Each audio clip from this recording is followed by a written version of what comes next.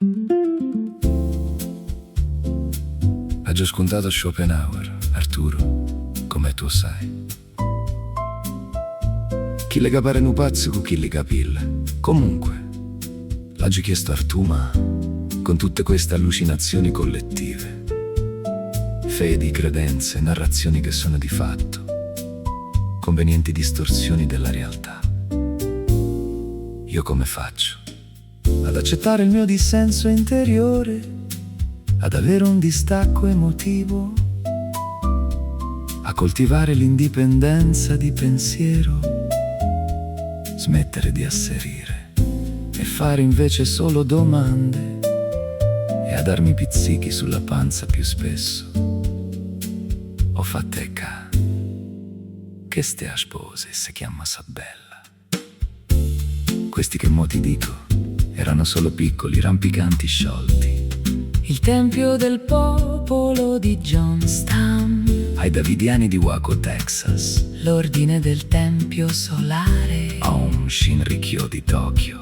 Heaven's Gate di San Diego. Questi sono quelli che hanno veramente perso le chiocche. Ma alle 10 del mattino svegliarsi alle litanie di una messa cattolica cristiana. E mica siamo tanto lontani.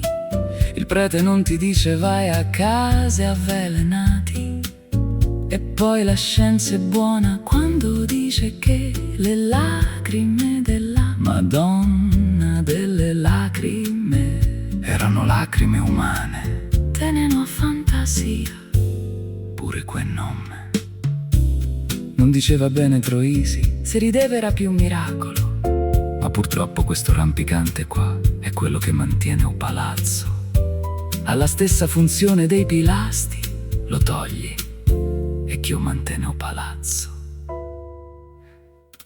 Comunque, ho iniziato col dirti quello che mi ha detto Arturo. Voglio, m'ha detto, quando ti rendi conto dell'assurdità del comportamento umano, L'unica soluzione è considerarlo come un fenomeno della natura.